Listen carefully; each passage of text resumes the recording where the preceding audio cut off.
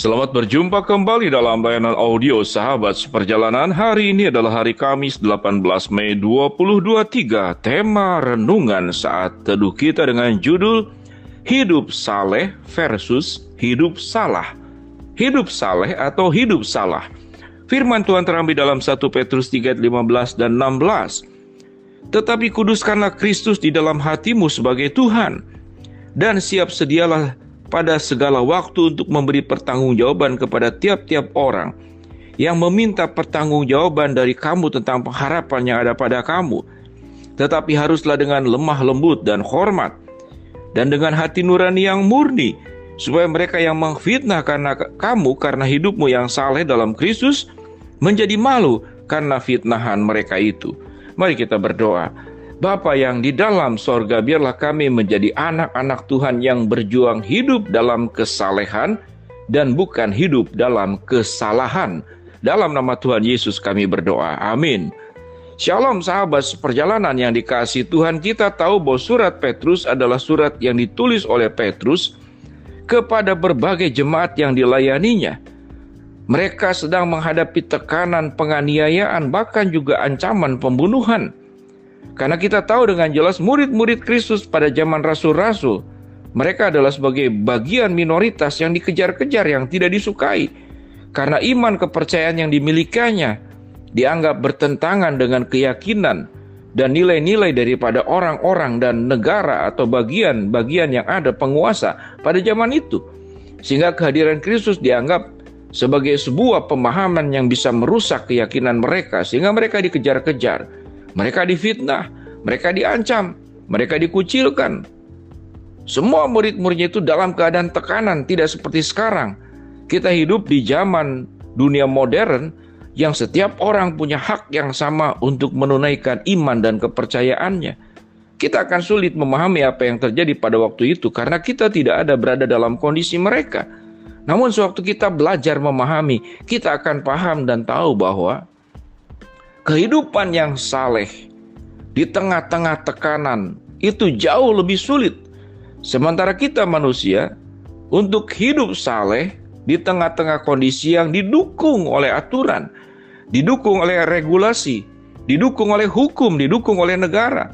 Tidak ada yang menghambat, kita pun hidupnya tidak benar. Kita hidup tetap dalam kesalahan. Kita melihat bahwa kehidupan yang saleh adalah sebuah tindakan yang diperintahkan oleh Tuhan dan diingatkan oleh Petrus kepada jemaat-jemaat, para murid-muridnya yang dilayaninya. Kenapa demikian? Sewaktu kita baca pada ayat 15 dikatakan, tetapi kuduskanlah Kristus di dalam hatimu. Atau ayat ini berkata, tetapi hiduplah saleh di dalam hatimu, di dalam Kristus. Dan siap sedialah pada segala waktu untuk memberi pertanggungjawaban kepada tiap-tiap orang yang meminta pertanggungjawaban dari kamu tentang pengharapan yang ada padamu. Tetapi haruslah dengan lemah lembut dan hormat. Jadi ada orang yang akan bertanya, sewaktu kita mempercayai Tuhan, meyakini Kristus Juru Selamat, Tuhan di atas segala Tuhan, Raja di atas segala Raja. Kita yang memegang kebenaran firman Tuhan sebagai bagian daripada pelaksanaan hidup yang benar di hadapan Tuhan. Orang akan bertanya, mempertanyakan apa yang kita yakini, apakah juga dihidupi oleh kita. Kita mengenal firman yang benar, tapi apakah hidup kita benar? Kita mengenal firman yang kudus, tapi apakah hidup kita kudus? Kita orang lain mengenal tentang firman Tuhan, Alkitab mengajarkan tentang kasih, apakah kita sudah hidup dalam kasih? Dunia akan meminta pertanggungjawaban atas keyakinan dan iman percaya yang sudah kita miliki. Kalau kita sudah hidup di dalam kebenaran dan kesalehan, maka kita akan menjadi batu pijakan. Menjadi batu pijakan orang yang dekat dengan kita, karena kita batu pijakan. Membuat orang itu akan naik kehidupannya menjadi lebih baik. Apa itu pijakan? Seperti anak tangga. Kita dipijak tidak apa-apa dalam rangka untuk menolong orang lain. Bukankah kita berjuang untuk keluarga kita? Kita dipijak oleh keluarga tidak apa-apa.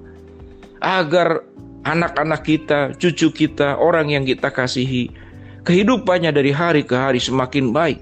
Menuju ke atas, bukan turun ke bawah, ke lembah kegagalan dan ke lembah kehancuran. Itu namanya kita menjadi batu pijakan.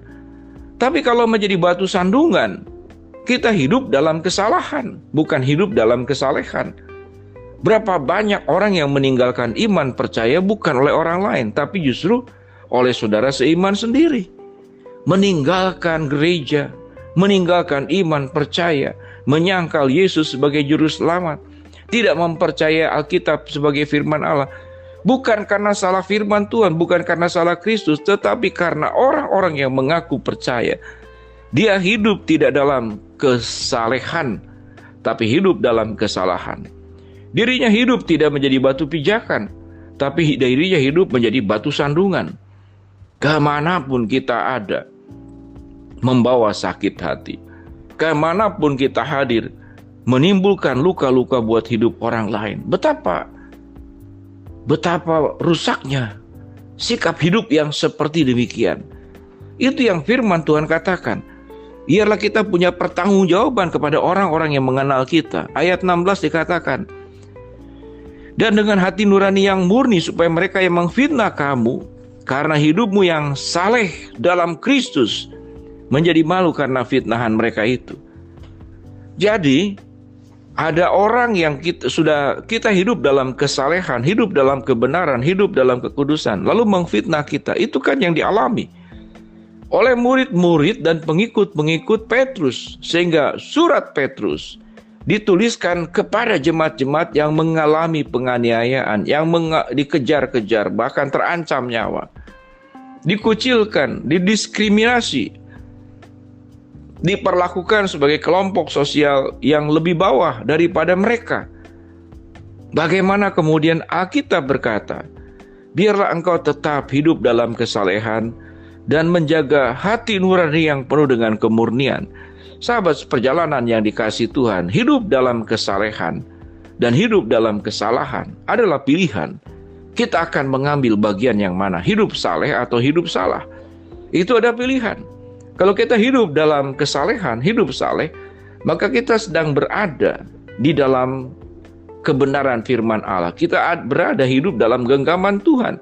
Kita hidup menjalankan apa yang menjadi kehendak dan perintah Tuhan. Kalau kita hidup dalam kesalehan. Tapi kalau hidup dalam kesalahan berarti sudah kita tutup saja. Kita tidak peduli apa yang Tuhan bicarakan. Kita sudah tidak peduli apa yang Tuhan perintahkan. Kita tidak peduli apa yang Tuhan titahkan dan instruksikan untuk kita lakukan. Kita akan tutup telinga, kita akan tutup mata. Dan kita akan menjalankan semua program-program kehidupan di luar Tuhan. Berarti program yang kita lakukan di luar Tuhan adalah hidup dalam kesalahan dan bukan hidup dalam kesalehan. Mari kita menjadi orang-orang yang hidup saleh, menjaga pikiran dan hati yang bersih, nurani yang bersih. Baiklah kita hidup dalam kesalehan, sehingga di dalam keluarga, di pekerjaan, di dunia pendidikan, dimanapun kita berada, kita menjadi batu pijakan yang membuat orang lain hidup menjadi semakin baik dan mengenal kasih karunia Tuhan. Tetapi jangan menjadi batu sandungan, karena kita hidup dalam kesalahan. Kita menyakiti, kita melukai orang lain, kita merugikan orang lain seumur hidup kita. Kita hanya membawa petaka dan bukan membawa berkat. Jadilah pribadi yang hidup dalam kesalehan dan bukan hidup dalam kesalahan. Mari kita berdoa. Bapa dalam surga, terima kasih buat kebenaran firman Tuhan yang sudah kami pelajari. Hamba-Mu berdoa buat sahabat seperjalanan yang sedang sakit, Tuhan jamah sembuhkan. Sahabat seperjalanan yang sedang menghadapi masalah, Tuhan bukakan jalan. Sahabat seperjalanan yang sedang berdoa mengharapkan sesuatu, Tuhan kabulkan dengan cara dan waktunya Tuhan. Dalam nama Tuhan Yesus kami berdoa, amin. Jadilah hidup dalam kesalehan bukan kesalahan. Jadilah batu pijakan dan bukan batu sandungan. Shalom.